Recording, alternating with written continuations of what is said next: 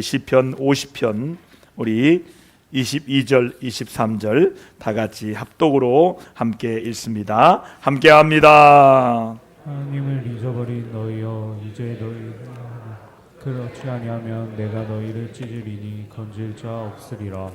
감사로 제사를 드리는 자가 나를 영화롭게 하나니 그의 행위를 옳게 하는 자에게 내가 하나님의 구원을 보이리라. 아멘. 아멘. 이는 살아계신 하나님의 말씀입니다. 여러분, 남자들이 가고 싶은 대학은 어딜까요? 서울대학이죠. 서울에 있는 대학교. 여자들이 가고 싶은 대학은 어딜까요? 이화여대입니다. 이화여대는 아우라가 달라요. 이화여대 나온 사람들은 달라요. 왜냐하면 모든 여성들이 가고 싶은 대학이에요. 이화여대를 다닌 한 사람의 간증입니다. 이화여대 유아교과 4학년 재학 중에 있던 한 여학생이 오빠와 함께 차를 타고 드라이브하면서 집을 가는 도중에 음주운전하는 차와 충돌하고 큰 사고가 일어났습니다.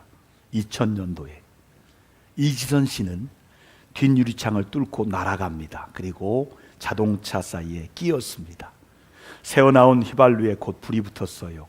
오빠는 본능적으로 달려가 동생을 끄집어낸 뒤 동생 몸에 불길을 잡았지만 이미 알아볼 수 없을 정도로 불에 타 있었습니다.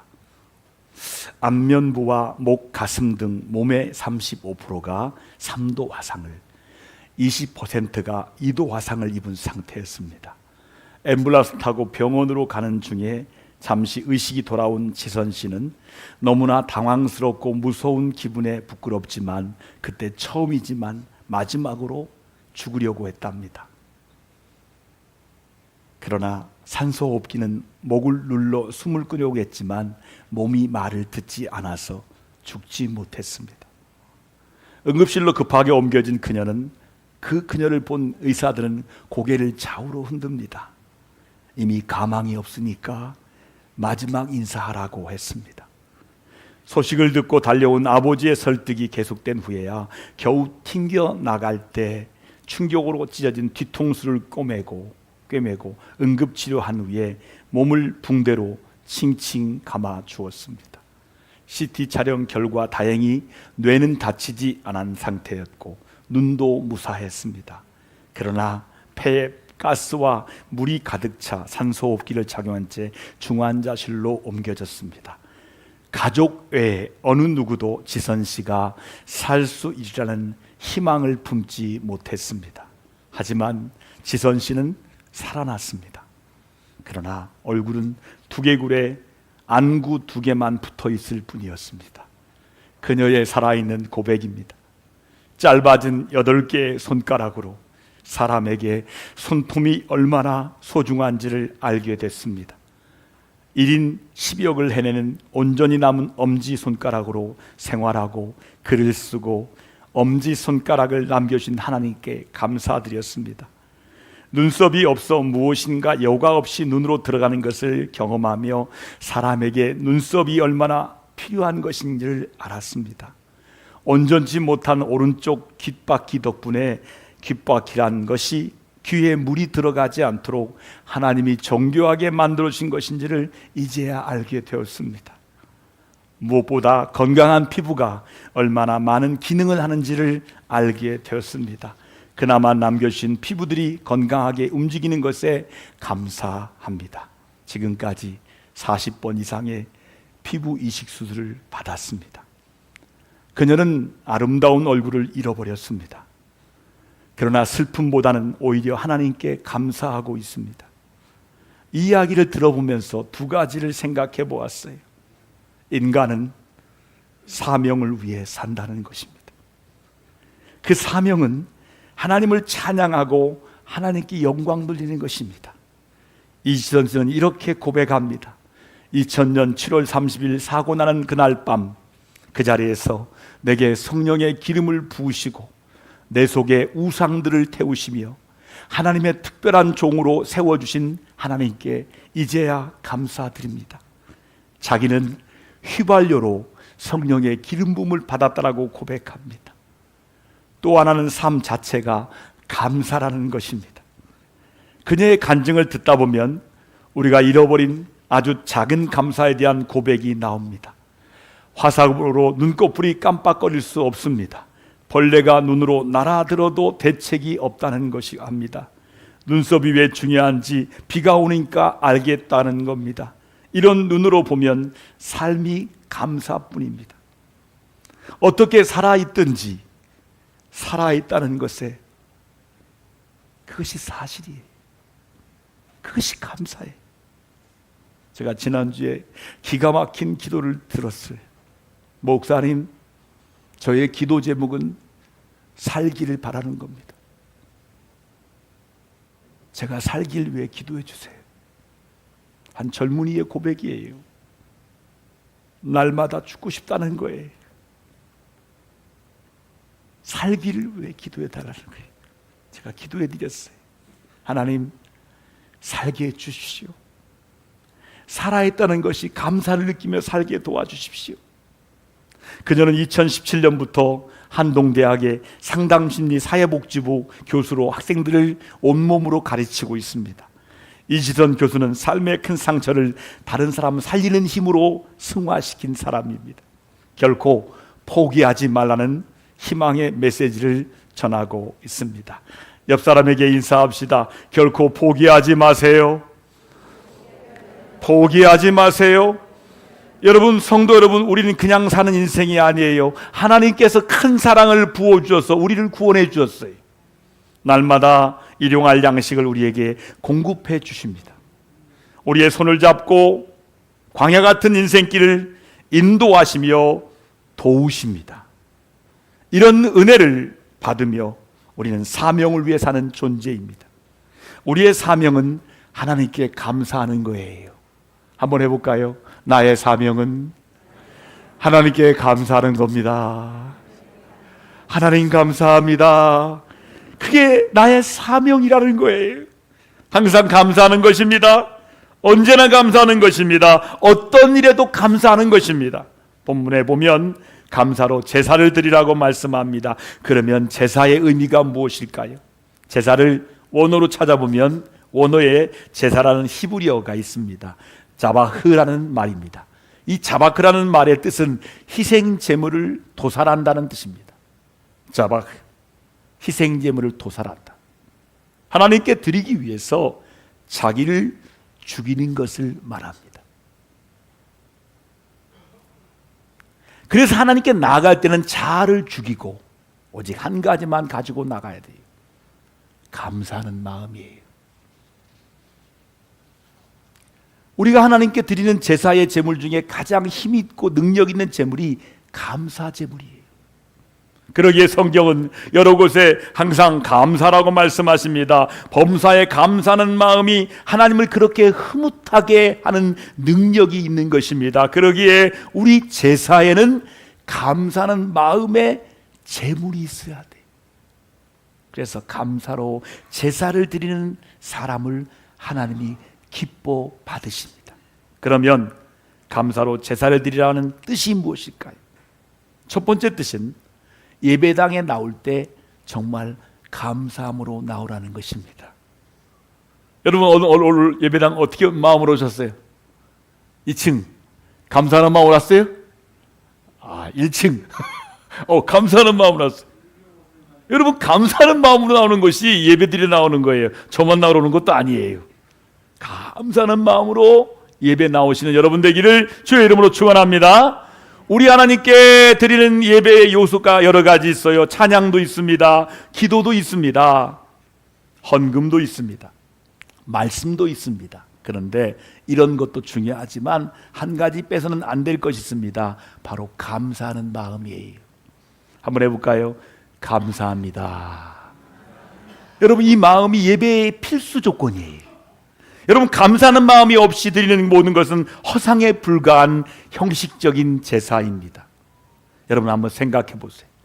한 주간 우리 하나님의 은혜로 살았다는 증거가 무엇입니까? 한 가지입니다. 감사하는 마음입니다. 감사하는 마음 없이 헌금을 드리고 기도하고 찬송한다고 해보세요. 그 기도와 찬송이 온전할 수 있을까요? 무엇인가 조금 모자라는 것 같은 느낌이 있지 않습니까? 진정으로 온전한 제사는 감사가 포함이 되어 있습니다. 지난 한 주간을 잘 지내게 하신 은혜에 대하여 감사해야 돼요. 그리고 앞으로 한 주간도 하나님의 은혜 가운데 잘 지낼 것을 미리 감사하는 신앙이야말로 하나님이 기뻐할 수 있는 정말 온전한 신앙입니다. 그러므로 감사는 우리가 하나님께 드리는 최상의 제사에서 드리는 제물입니다. 감사하는 마음을 생각해 보세요. 어떤 마음이 감사하는 마음일까요? 여러분, 감사를 잃어버린 것은 타락한 인간의 모습이에요. 여러분, 하나님이 세상을 창조하시고 사람을 창조하고 기대했던 것은 바로 감사하는 모습이었어요. 하나님은 사람을 통해 찬양받으시기를 원했고 감사받기를 원했습니다. 하나님께 감사와 영광 돌리는 것은 하나님의 창조의 목적입니다. 언제부터 사람들이 하나님을 향한 감사를 잃어버렸을까요? 바로 범죄하고 난 이후부터입니다. 성경은 말씀합니다. 타락한 인간의 모습을 이렇게 설명합니다. 자, 로마서 1장 21절 저랑 같이 읽습니다. 하나님을 알되 하나님을 영화롭게도 아니하며 감사하지도 아니하고 오히려 그 생각이 허망해지며 미련한 마음이 어두워졌나니. 그러므로 인간의 타락과 부패는 그 속에서 감사의 마음을 잃는 것부터 시작되었어요. 기독교는 감사의 신앙이에요. 기독교인의 표식은 감사 생활이에요. 그래서 기자가 이렇게 말씀합니다. 저랑 같이 읽습니다. 13장 15절입니다. 함께 합니다. 우리는 예수로 말미암아 항상 찬송의 제사를 하나님께 드리자. 이는 그 이름을 증언하는 입술의 열매니라 라고 말씀했습니다. 다른 종교에서는 적선입니다. 적선. 한 품 주세요.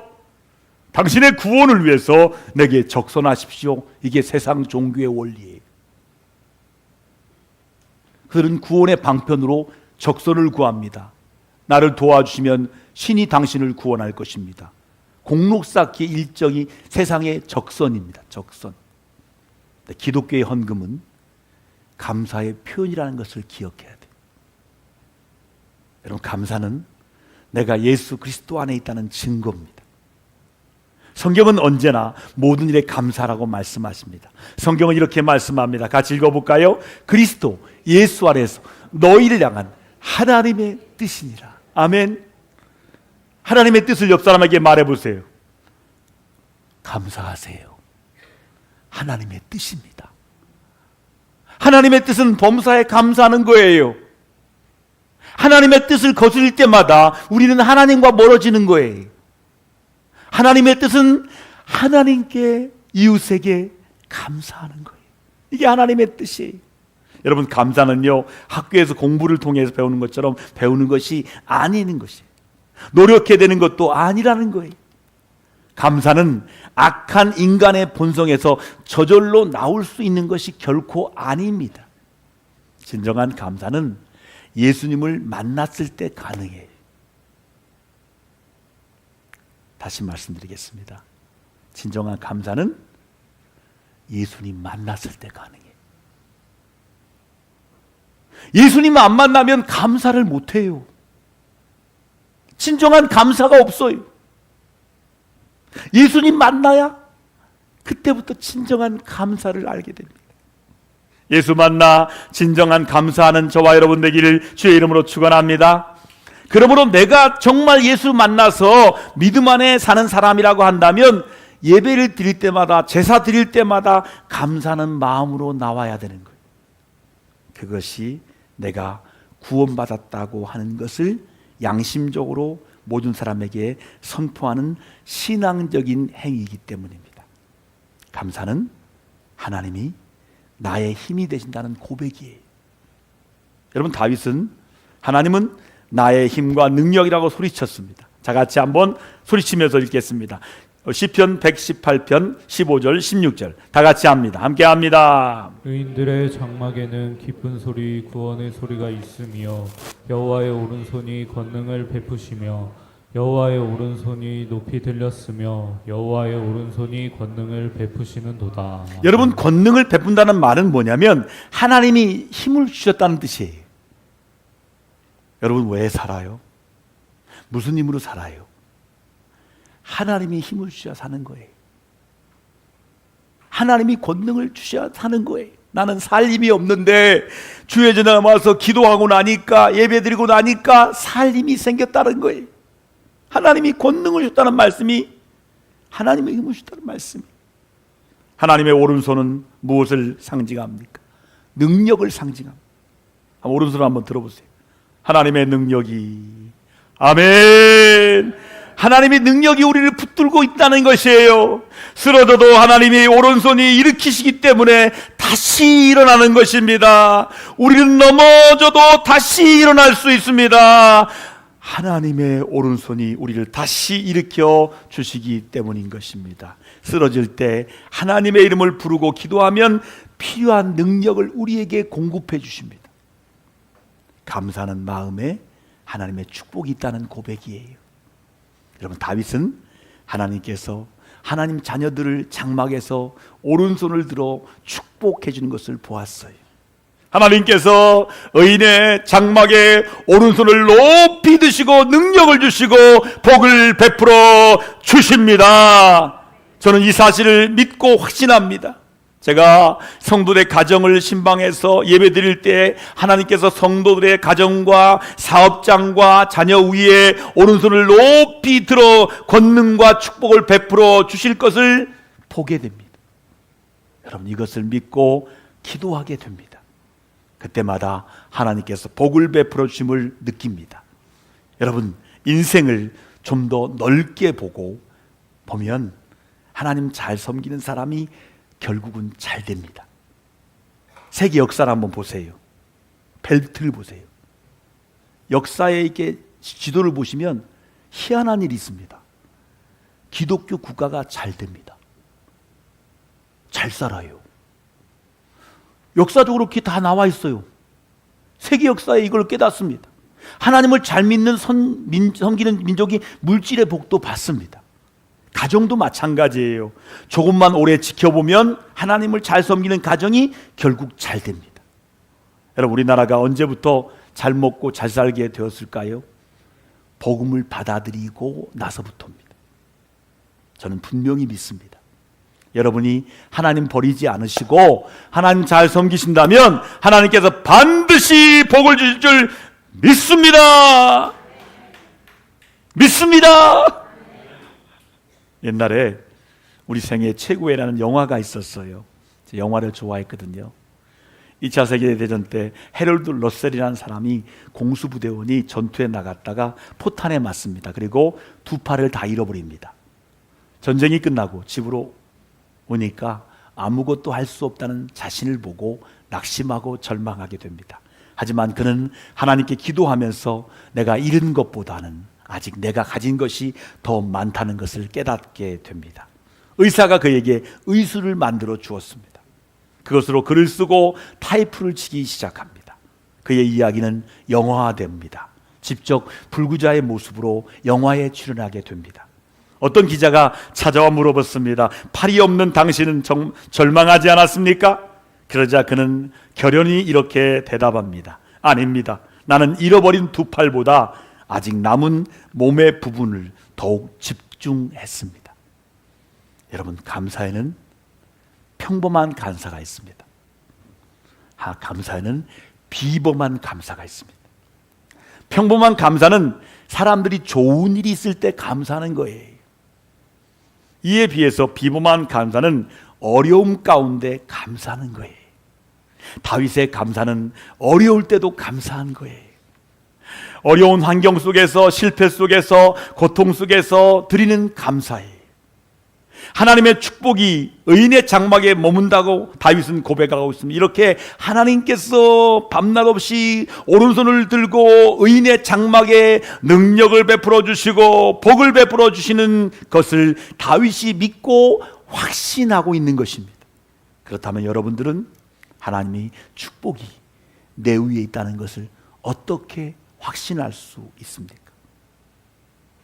내가 이렇게 오늘 이 시간에 주님께 예배드리는 것이 이것이 확실하게 증명된 거예요. 아멘. 그러면 나의 구원과 능력이 되신 하나님께 진심으로 찬송과 감사를 예배로 드리십시오. 그것이 감사로 제사를 드리는 것입니다. 그러면 하나님은 우리에게 축복을 베풀어 주십니다. 감사를, 제사를 드리는 여러분의 가정에 여러분의 하나님의 구원을 보여주시기를 축복합니다. 마지막으로 감사로 제사를 드리려 하는 것은 평상시의 삶을 감사하는 마음으로 살라는 말씀의 뜻이에요. 똑같은 일인데도 불평하는 눈과 마음으로 보려면 한이 없어요. 그러나 반대로 감사하려고 하면 얼마든지 감사할 수가 있어요. 모든 일에 감사하려고 해보세요. 감사의 조건은 우리에게 얼마든지 있습니다. 그렇습니다. 작으면 작은 대로 감사합니다. 없으면 없은 대로 감사하면 됩니다. 있으면 있은 대로 감사하면 됩니다. 그런데 여러분의 마음과 삶에 정말 감사가 있는지 한번 살펴보십시오. 내가 지금 살고 있는 형편과 처지에서 나는 감사하고 있습니까? 감사가 없는 분이라고 한다면 여러분의 믿음은 어딘가 모르게 지금 잘못되어 가고 있습니다. 믿음으로 감사하시기 바랍니다. 하나님께 순종하심으로 감사하시기 바랍니다. 내가 좋아지기 위해서 감사해야 되는 거예요. 감사하는 마음을 주님의 마음이지만 불평하는 마음은 사탄의 마음이기 때문이에요. 하나님이 말씀하시는 감사는 상대적인 감사가 아니라 절대적인 감사입니다. 성경을 한번 보세요. 요약합니다. 한번 따라합시다. 구원받은 사람들아 감사하라. 하나님의 말씀이에요. 다른 사람도 구원받지 못했는데 다른 사람은 나는 구원받았다고 감사하는 것이 아닙니다. 내가 구원받은 것 그 자체만을 가지고 감사하라는 것입니다. 구원받기 위해서 내가 한 것은 아무것도 없어요. 하나님의 은혜로 구원을 해주셨어요. 그래서 절대적인 감사해야 한다는 것입니다. 성경은 우리에게 말씀합니다. 같이 읽어볼까요? 나를 믿는 자는 죽어도 살겠고 살아서 믿는 자는 영원히 죽지 아니하리라. 여러분, 놀라운 은혜 아닙니까? 생각만 해도 눈물이 나지 않습니까? 그래서 감사해야 되는 거예요. 살아도 감사, 죽어도 감사하는 거예요. 감사하는 마음은 태양과 같습니다. 여러분, 태양은 어둠을 물리치고 밝게 합니다. 태양이 뜨면 따뜻하고 온화해집니다. 그러나 감사가 없고 불평하는 집안은 찬바람이 쌩쌩 붑니다. 냉랭합니다. 감사하는 마음은 단비와 같습니다. 감사가 없으면 얼굴이나 말씨나 행동이나 모든 것이 시들시들해져 보입니다. 감사는 단비와 같습니다. 감사하는 사람이 한 사람이라도 있으면 메마른 가정에 윤기가 더해줍니다. 감사하는 마음은 향기와 같습니다. 여러분, 감사하는 집안에 가보세요. 향기가 나요. 정말이에요. 이게 무슨 냄새예요? 예수 향기 냄새예요. 감사하는 마음. 감사가 없는 가정은요, 구린내가 납니다. 악취가 나면 해충만 들끓습니다. 벌레투성이에요. 말씀대로 같이 있습니다. 고린도후서 2장 15절 같이 있습니다. 함께 합니다. 우리는 구원받은 자들에게, 망하는 자들에게 하나님 앞에서 그리스도의 향기니라고 말씀했습니다. 감사하는 마음은 양약과 같습니다. 성경에 보니까 같이 읽겠습니다. 우리 함께 잠언 3장 7절 8절 선포하며 함께합니다. 함께합니다. 여호와를 경외하며 악을 떠날지어다. 이것이 내 몸의 양악이 되어 내 골수를 윤택하게 하리라. 아멘. 여러분, 제가 아는 의사 선생님은 오잖아요. 기도해 줍니다. 그리고 하나님 잘 믿으면 나아요. 보내요. 진짜 그 병원에 많은 사람이 나았어요. 여호와를 경외하며 악을 떠날지어다. 이것이 내 몸에 양약이 되어 내 골수를 윤택하게 하리라.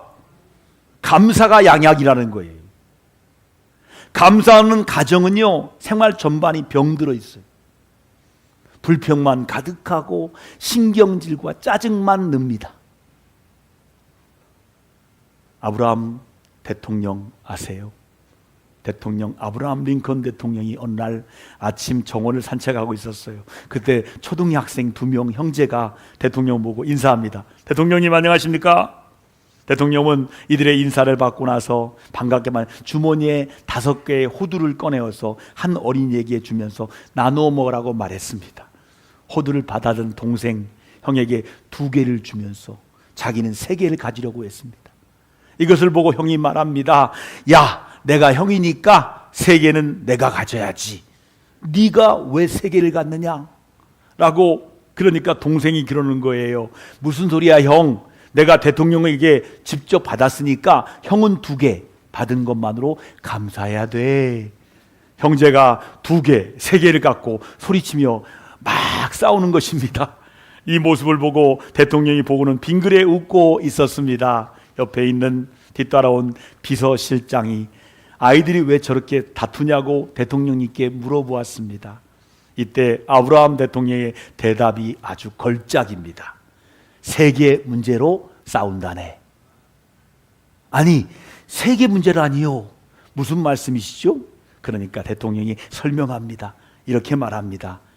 온 세계의 모든 문제들이 바로 이 3개 문제 때문에 벌어지고 있지 않은가? 나는 3개, 너는 2개.